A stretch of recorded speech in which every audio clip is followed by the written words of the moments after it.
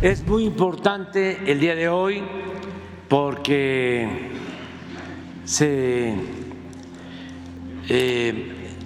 vuelve a funcionar, Mexicana, vuelve a volar Mexicana. Todo esto está lleno de historias y implica también que estamos en una etapa nueva, sobre todo para los jóvenes, porque los jóvenes no vivieron el periodo de inicio del neoliberalismo o neoporfirismo. El Estado mexicano tenía muchas empresas públicas, para decirlo con más claridad, el pueblo tenía muchas empresas. Cuando se habla de empresas públicas son empresas del pueblo y tenía 2 líneas aéreas, por ejemplo, Mexicana y Aeroméxico. Tenía los ferrocarriles nacionales, todos los ferrocarriles, todos los aeropuertos, todos los puertos, las empresas de telefonía, donde se podía hablar por teléfono, la más importante. Tenía la mayoría de los bancos, tenía todas las empresas mineras, donde se producía el oro, la plata, el cobre, tenía la producción del petróleo, toda la industria eléctrica, tenía plantas para producir todo el fertilizante, tenía plantas para producir gasolinas, diésel, tenía plantas para producir los petroquímicos. Las tierras de México pertenecían a los campesinos, la mayoría de las tierras. Existía el ejido, que era una propiedad social. Más de la mitad del territorio era propiedad comunal y ejidal. Todo eso se tenía y de repente llegan nuevos gobernantes con la idea de que esas empresas públicas tenían que pasar a manos de particulares, todas esas empresas públicas. Y se lleva a cabo un gran fraude. Claro que para llevar a cabo este traslado de empresas públicas a manos de particulares, engañaron mucho diciendo que no funcionaban las empresas públicas, que qué barbaridad, no se podía hablar por teléfono porque fallaba muchísimo, no se podía viajar en avión porque nunca salían a tiempo los aviones de Mexicana o de Aeroméxico. Desde luego nunca llegaban a tiempo los trenes, pero además había mucha corrupción en todas esas empresas, cosa que era cierta. Entonces todo eso lo aprovecharon, toda esa propaganda, para llevar a cabo el saqueo más grande que se haya registrado en la historia de México. Fue un gran atraco. ¿Quiénes se quedaron con todas esas empresas? Los gobernantes o los amigos cercanos a los gobernantes. ¿Y cuánto pagaron por esas empresas? Porque se habló de que con lo obtenido con la venta de esas empresas se iba a beneficiar al pueblo. Pues prácticamente no se obtuvo nada, porque se remataron. Si una empresa valía 1,000 millones, la vendían en abonos en 50 a los amigos o a prestanombres. Eso sucedió desde el gobierno de Miguel de la Madrid, pero se intensificó ese remate con Salinas de Gortari. Él fue el que entregó más empresas y todo lo hacían legal, aparentaban subastas. A ver, ¿quién da más? Pero ya de antemano se sabía quién se iba a quedar con un banco, quién se iba a quedar con una empresa. Por ejemplo, se quedó con Teléfonos de México Carlos Slim, pero como ambicionaba Teléfonos de México Roberto Hernández y se molestó mucho porque no le correspondió a él Teléfonos de México. A él le dieron Banamex, pero no crean que se lo dieron así, a ti te toca. No, simularon una licitación y a él le correspondió Banamex. Luego negociaron con otro grupo, con otras personas, para entregar Bancomer y resultó que el que obtuvo casualmente el segundo lugar en Banamex fue al que le dieron Bancomer, pero ya habían negociado también a quién le iban a entregar Vital, y el que quedó en segundo lugar cuando entregaron Bancomer, a ese le tocó Vital, y así en un año entregaron como 20 bancos a sus cercanos o a sus allegados. De esa manera, pues se entregaron las líneas aéreas. ¿Ustedes creen que en ese entonces Reforma dijo algo? El periódico Reforma no podía decir nada porque al periódico Reforma lo ayudó Salinas de Gortari. El periódico Reforma nace durante el gobierno de Salinas, porque tenían el periódico El Norte en Monterrey, todavía lo tienen, pero querían ampliarse a todo el país y a Salinas le convenía. Las líneas aéreas también, como surge Mexicana, como surge Aeroméxico, pues eran empresas públicas. Viene la elección del supuesto cambio que promueve Fox y este señor Azcárraga, su nombre Gastón Azcárraga, era de los dirigentes empresariales, de la cúpula empresarial, y él apoya a Fox. Era dueño de una empresa hotelera, de un grupo de hoteles, todo el país, y era dueño del Hotel Fiesta Americana, que está donde existía la glorieta de Colón. Ahí vivió durante la campaña Fox. Ahora me llama la atención porque estaba yo viendo, no sé si sea cierto, de que también el presidente Milei vive en un hotel de lujo en Buenos Aires. Nada más que tampoco eso se va a publicar en el Reforma. Pero bueno, lo apoya este señor Azcárraga a Fox. Llega Fox, esto para los jóvenes, porque pues estamos hablando del 2000, ya estamos terminando el 23, y al poco tiempo le entrega Mexicana al señor Azcárraga.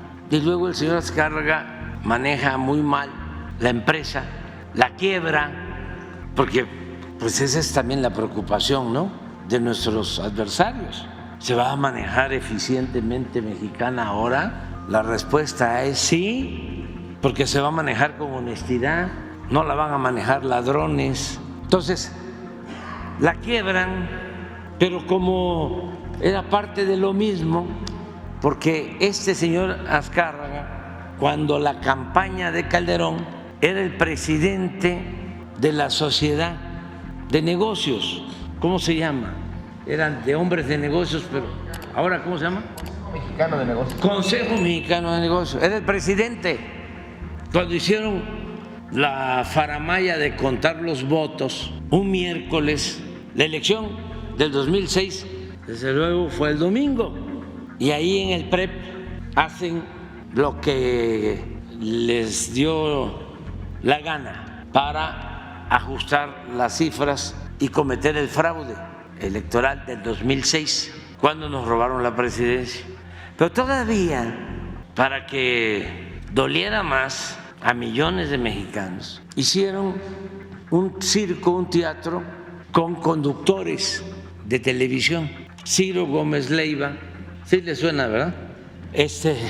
López Dóriga, Loret de Mola, Denise Merker, y ellos están todo el día en control remoto dando a conocer los resultados del conteo, todo armado. Y a diferencia de lo del PREP, en donde siempre iba arriba Calderón y como a las 2 de la mañana que iba yo cruzándolo, extrañamente se mantiene arriba. Pero desde que inicia el conteo del PREP, porque el cuñado de Calderón era el encargado del conteo de los votos y de Brando. Todo esto para los jóvenes, pues, porque eso se olvida. Entonces, el día de la elección, siempre Calderón arriba, hasta la medianoche que se dé el cruce, se iba a dar el cruce y no se dio, y ya supuestamente gana él. Nada más para que tengan una idea, al día siguiente, en la mañana, él ganaba con 1 punto y fracción, y al día siguiente nada más decimos de que hay casillas no contadas y en 24 horas pierde medio punto en el PREP, arreglan ahí. Bueno, pero el miércoles, que es el conteo, es al revés, empiezo ganando yo todo el día arriba. Y esto en la televisión, fíjense la perversidad, para que a medianoche me cruce Calderón. Bueno, como fue todo el día del miércoles que iba yo ganando, imagínense la gente, la alegría, la ilusión y la perversidad. Los mismos empresarios, ahí viene lo del señor Gastón Azcárraga, se preocupan, ¿qué está pasando? Y mandan a preguntar a Los Pinos, a Fox, que si qué pasaba. Y tengo el documento, ahora que va a salir el libro, ahí lo van a ver, en donde le mandan a decir de Los Pinos a Gastón que le diga a otros empresarios que no se preocupen, que todo está arreglado, que había un encuestador, existe un señor Beltrán, que era el encuestador preferido de Salinas de Gortari, que decía que no se preocuparan, que todo iba a quedar de acuerdo a lo planeado. Tengo el documento. Entonces, como Gastón era el presidente, le estoy hablando de ya dueño de Mexicana, pues se le hizo fácil, si le habían ayudado en el fraude a Calderón, quebrar Mexicana durante el gobierno de Calderón en el 2010. ¿Y qué hizo Calderón? Nada. Pero no solo eso, hablando de aviones, como también a Calderón le ayudaron otros empresarios, como Roberto Hernández, como un señor de Chihuahua, que era el presidente del Consejo Coordinador Empresarial, Barraza.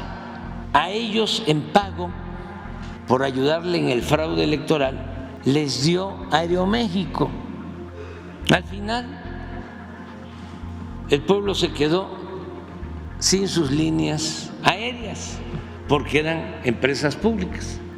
Ahora Aeroméxico ya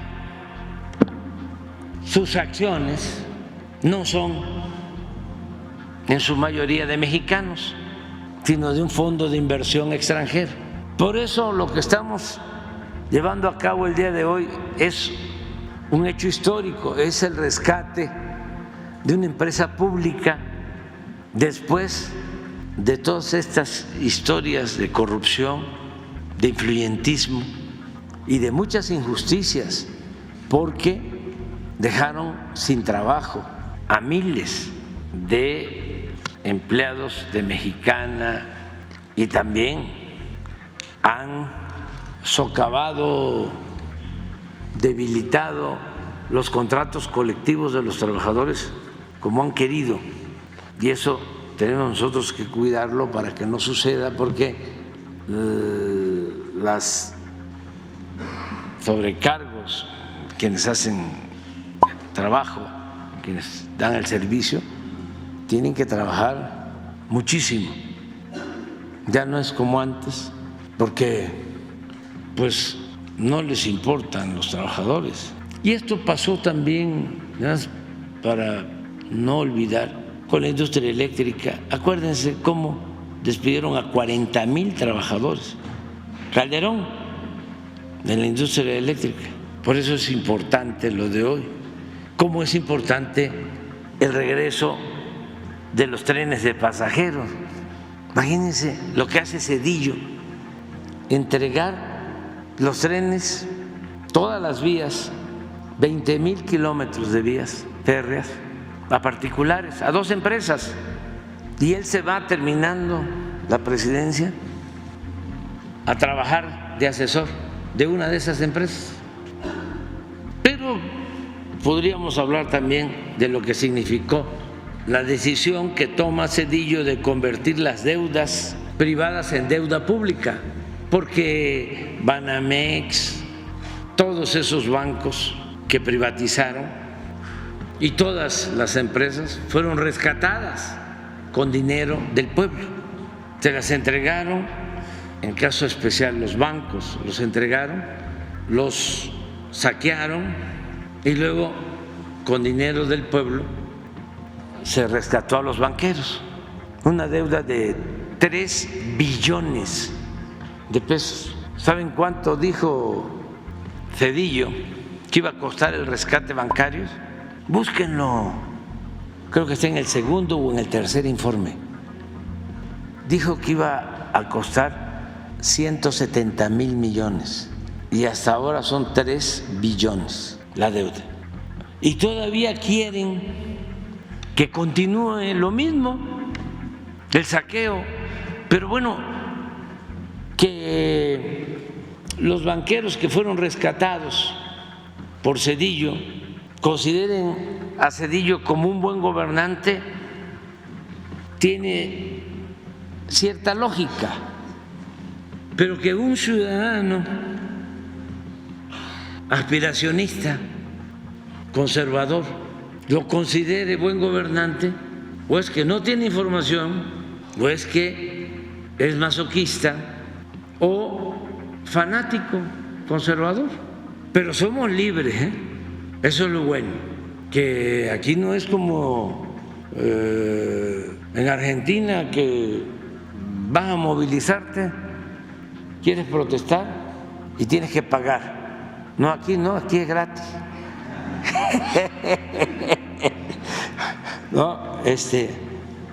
No hay censura, somos libres los mexicanos. Además que estamos viviendo un momento muy interesante, un momento estelar en la vida pública, porque nos toca desmontar toda esa retahíla de mentiras, todo ese plan manipulador que le sirvió para engañar a millones de mexicanos. Y así los tenemos ahora todos los medios, con honrosas excepciones. No solo al Reforma, al Universal, al Milenio, a las televisoras, la radio. Ahora me tocó, porque como ayer fue descanso, estaba yo viendo a Fórmula. No, que obras inconclusas, que mucha violencia, que amarga Navidad en Acapulco, así, violencia. Lo de Villahermosa, no, se enteraron hasta en el Vaticano, fue la nota. Afortunadamente no pasó a mayores, pero ¿cómo difundieron? Todos